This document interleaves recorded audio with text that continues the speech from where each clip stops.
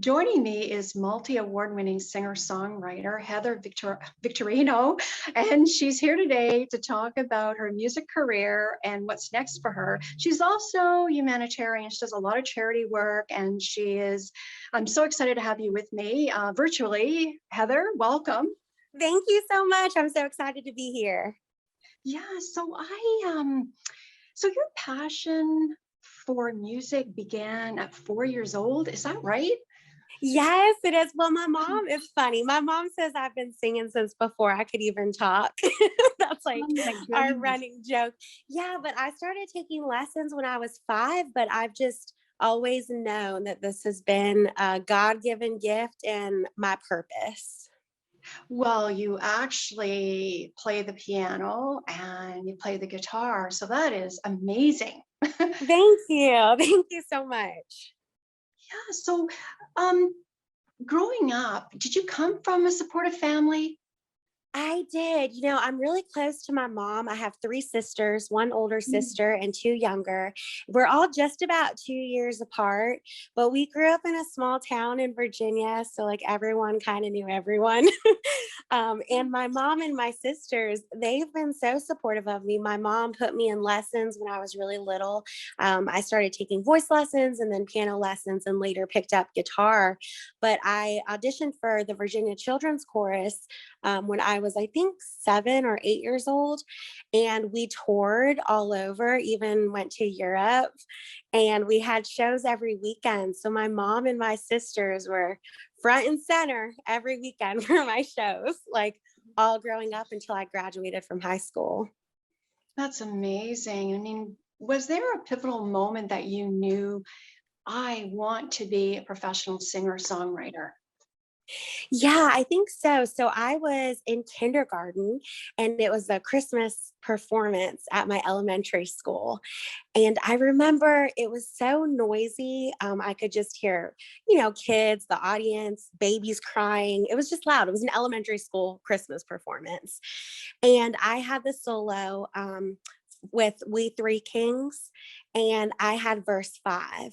And as soon as I sang Glorious God, and I like started singing and I sang the whole verse, everything kind of got quiet and very still.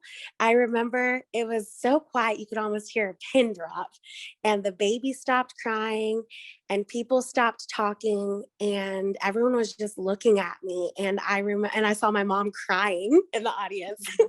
And I remember thinking like, oh my goodness, like this is what I was meant to do. And like all these people are like actually being spoken to through music. And it was such an amazing moment for me at that young of an age that I found my purpose, so at such a young age, I was only 5.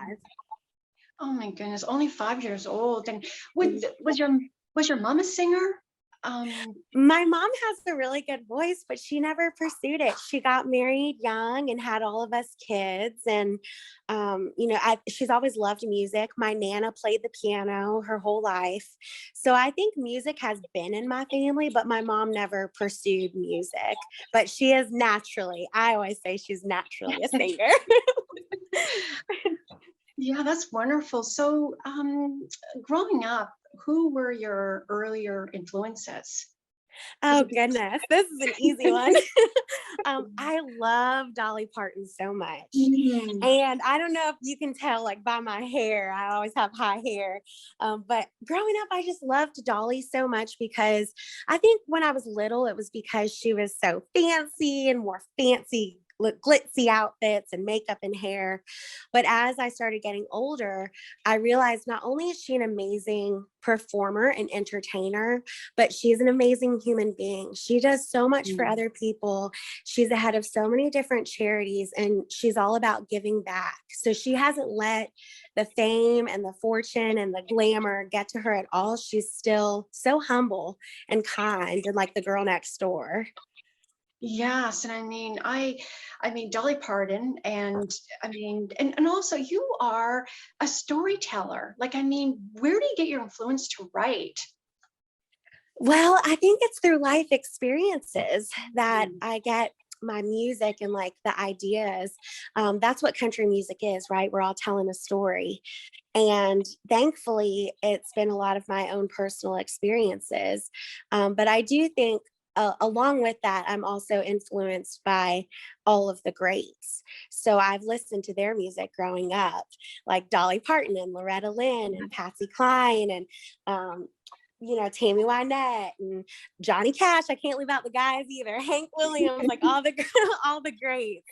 But really, like the women that paved the way for female country music, those women really inspired me as an artist as a little girl. And I thought to myself as a little girl, like, if they're doing it, I can do it too. And Dolly Parton has written over 5,000 songs. So Wow. anytime I get stuck and I'm like, oh, I'm blocked and I don't know what to write for this verse or this chorus, I always think to myself, now what would Dolly do in this situation? Oh my goodness, that's wonderful. Like so describe your music's traditional country, correct, Yes, Heather? yes, it is. Mhm. Mhm. Yes. So it's like, is there a favorite place that you write? Like has it evolved during these times, the pandemic? Yeah, I think my favorite place to write, honestly, is just somewhere real quiet and mellow. And normally I write in my apartment, or if I do writing sessions with other people, it's sometimes in the studio. But I feel most comfortable like in my apartment, and I'll light some candles and maybe pour a glass of wine. And I just feel relaxed and like in my element. So I feel like there's no pressure in that kind of environment. It's not about writing a hit song, it's about getting music out there for me. But the pandemic, it's been really great, honestly, for my writing, but it has been an adjustment as far as performing because I went from performing like at least 250 plus shows a year to not Mm. performing at all. So Wow. yeah, it's been hard. It's been an adjustment. But I know that we have all been affected by this pandemic. It's not just the music industry. So my heart goes out to everyone. But I do feel like this pandemic, as musicians and as songwriters, we've been able to kind of hone in on our craft and on our gift and be able to connect and touch more people with our writing through this. Yes, because music is, well, it's universal, right? And Yes. and, and you write from the heart, and your songs, it's very emotional. And what you said, it comes from, well, experience, sometimes bad experiences, right? Or Yes. um, Yes. yeah. That too. Definitely the bad experiences as well. But it's healing too, right? To be able to, you're such a great singer and songwriter, and to be able to write the song and people can relate to it. Like, for example, I don't need your love. Yes. Thank Yeah. you. Thank you. Yeah, I think that one was probably one of the hardest songs I've ever written, not musically speaking, but emotionally. It was hard to Mhm. get through that. That's an unreleased song, so I haven't released that one yet. It's one of my new ones, but the message is basically all the things that don't exist without the other. So it's talking about a bow and an arrow and a rose and a petal and a bird with its feathers. So it's talking about all these things that don't exist without the other half. And it's saying like, but I don't need your love. In all actuality, it's saying, I do need your love. I want my other half, my other part. So it was a really hard song to write because it was after a really bad breakup. And it was a hard session to get through. I would say a tearful session. I cried my way through that writing. Oh, and like it's some songs take time to write, and then some just comes to you. Is there, songs that just, you're able to, write it out quickly, and if I may, and it didn't take long, in other words. Yeah, I would say the ones that have come the fastest are Chasing Dreams from my Mm. EP. Um, Liar, Liar, I Don't Need Your Love, and I'll Never Tell. Those all came pretty quickly. I'm very thankful in the sense that the melodies and the lyrics normally come to me at the same time. So I know some songwriters, like the lyrics will come first and they have to put a melody to it. But thankfully, they both kind of come at the same time. So I'm able to put it both together. But I would say the best songs that I've written are the ones that come naturally. And I don't have to sit and think like, oh, what should I do with this chorus? Or what should I do with this bridge? Because then I find myself overthinking the whole thing. Yeah. So tell us about the Long Way Home. Yes. Yeah. So I released that single back in November. Mhm. And I wrote that song actually a couple years ago when I first moved out to Texas.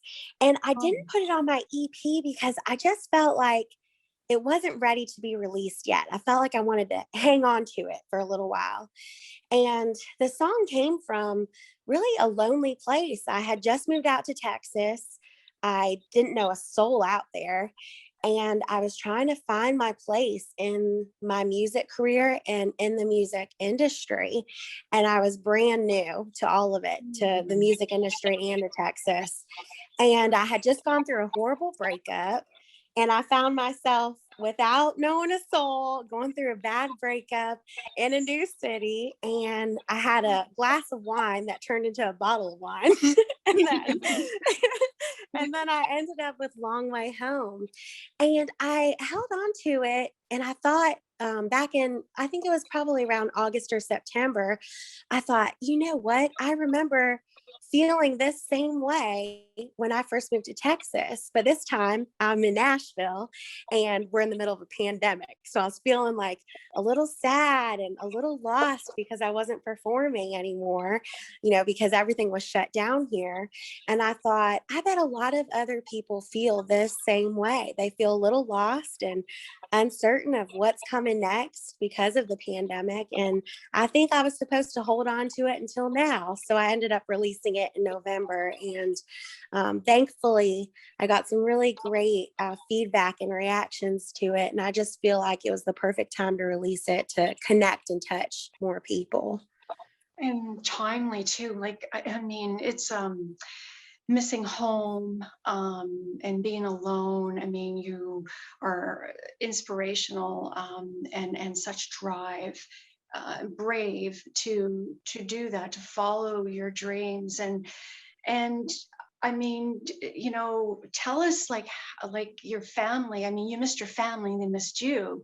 Um, where did you get the drive to go to Texas, and to, like, did it come from your belief in God? Like, how did you do it?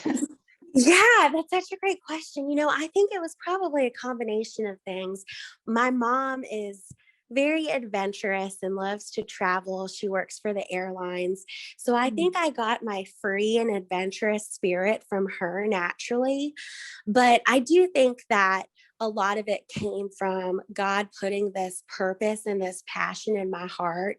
And my mom always told me growing up, God has given you this beautiful gift, and it's your job. It's like your mission, your purpose to share it with other people. He didn't give you this gift just to keep it to yourself. It's your job to help others, to sing, to create music, to heal others through music. Like, you're being used as his vessel. So that stuck with me at a very young age. I think because I was like, I don't want to let him down by not pursuing this gift. So there have been some scary moments. It wasn't easy to move to Texas and like start a new life, and then move to Nashville and start a new life here. But I just feel like God put that on my heart, and I've just been led like with faith. So I feel like I've been fearless in that sense because I know that this is my purpose and this is where he's leading me. Yes, and you give back. You do a lot of charity work. Thank Tell us you. this. I mean, I'd like to talk about that. Yeah, so I started a choir at a home. It's like a children's home. They don't really call them orphanages anymore. They're called children's homes. And I started a choir there shortly after moving out to Texas.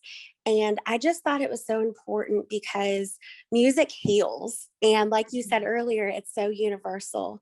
So I just felt like these children, they don't really have stability or something to make them feel safe. And I didn't think that the music would make them feel safe, but I thought maybe just for one moment, once or twice a week, that they would be able to have an outlet to put their emotions into music, whether it was to singing in the choir or talking to me about music and their little dreams that they have for when they get older. I just wanted to be that positive role model and influence for them. And I really miss it because I don't have that here yet in Tennessee, but I'm definitely planning on doing that again here in Tennessee. Wow, that's wonderful. And you also have a school, is that right? Yes, I opened a music school 4 years ago. Thank you. And it's just a small little music school, a very humble music school, but I love it so much. I just feel like getting music out there, educating not only children, but adults too that have this passion inside of them. You're never too old to learn, is what I always say. Mm. So it doesn't matter how old you are, come to me as you are, if you're a beginner, intermediate, advanced. And all my music teachers that teach at the music school, they just are passionate about music as well. We all have that in common, and that's what I love so much about it. It's all different types of people coming from all different walks of life and connecting through music. Yes, and Heather, they can connect through like, send you an email or, Yes, of yes. course. So they can actually just go to my website, and my Mhm. email is on there, and all of my social media links, I made it user friendly. They're at the very bottom of my website. My website is just heathervictorino.com. And then it'll connect you directly to Instagram, Facebook, Twitter, you name it, I'm on there. Just wonderful. Like how, it's for music like yourself, like, a successful singer-songwriter you are. Do you think Facebook or social media, do you think it's helped in a way to reach your audience, your fans? I do. I think it's a great outlet to reach more people because it's not just, now that I'm in Nashville, it's not just Nashville fans that I can reach. Mhm. I can still connect with my fans back in Texas that have been so loyal and so supportive this whole time. And then my family and my friends and fans back home in Virginia, which is where I grew up. And everywhere in between, when I tour, I can make those connections, and then random people, word of mouth. So it's a great outlet for artists, especially independent artists, to reach more people, a bigger fan base, and to get the music out there. Yes, is wonderful. And your album Bulletproof, can you? Yes. Yes. Yes. So Yeah. So I how released that a few years ago. I'm like, where do we start with that? yes, because your website is lovely and bulletproof. I mean, people can, buy it online. Like there's Amazon, right? And Yes, yes, it's available on all the outlets. So they can get it on Apple Music, Amazon, Spotify, Pandora, or my website as well. So I have it pretty much available everywhere. But Bulletproof, I released a few years ago, and the whole album is honestly based around or after a really bad breakup. I don't know if you can tell by the titles, but I have Liar, Liar, I'll Never Tell, Get Out of My Way, Chasing Dreams. And what's the other one on there? I'm missing one. it's liar, liar. Oh, we've already. I don't need your. Yeah, I'm like, I'm missing one on there. I've got one more. There's 5 songs on there, but it's on my EP. And yeah, so I just had a pretty bad breakup. And after I was done crying about it, I was like, I'm not going to waste tears. I'm going to write songs. I'm going to write some hits over here. So that's Yeah. where it kind of came from. Yes. Would it be Dose of Crazy? Oh, that is the other one. Those are crazy. Thank you. No problem. No, I love the title, Bulletproof, and you've answered my question. I was going to ask you that, but you answered it for me. You know, yeah. Yeah. Yeah. So Heather, what is next for you? Are you going to be performing? Yeah. Yeah, so I have quite a bit kind of in the works right now. Right now I'm in the studio working on my next album, so I'm really excited. We're busy with that. I'll be releasing that in the fall. And then I'm doing a virtual tour in June, and I'll be performing again back on stage. I'm doing a Texas tour in July, and then I'll be back on Nashville stages by August. So I'm like, oh, so Oh, excited to get back on stage. yes. I mean, what is the difference between, I mean, performing and songwriting? I mean, there is a difference, of course, but do you like small audiences or large You know, audiences? I honestly like both, to be quite Mm, honest. I think with the small audiences, it's more intimate, right? So it's a more intimate setting, and you're able to connect with more people because you can make eye mm, contact and they come up to you after the show. And it's more like storytelling, right? But then during the big shows, it's completely different because you're still connecting with the audience, but it's like you're feeling and feeding off of their energy. So the energy is just way higher, and people still come up after shows and want to talk, and it's great. That's something that I love so much about it. But it's mainly like feeling their energy, and it like gives us fuel while we're on stage. I can't mm. quite explain it. It just makes me feel alive when I'm up there. Oh, that's wonderful. I can visualize it. It's like it's that connection with the audience. And what do you want people to take from your music?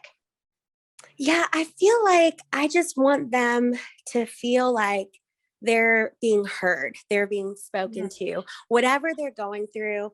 If it's a good time, I want them to have fun with their friends and celebrate. If it's a sad time, I want them to feel like they're not alone. And whether it's the lyrics to my song or a feeling that they get from the crowd, I just want them to feel loved. I want them to feel like they're not alone. I want them to feel special.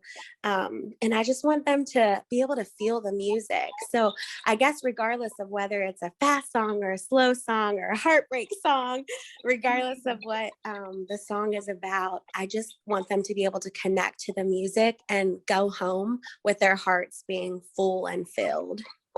that's wonderful, Heather. Is there anything else you'd like to add?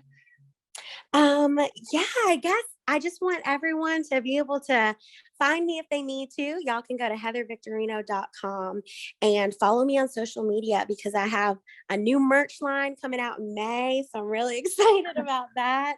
Mm. And I'll be posting all my shows and tour dates at the end of April. So if you subscribe to my website, then you'll be the first to know. So I always announce to my subscribers before I post on any of my social media outlets.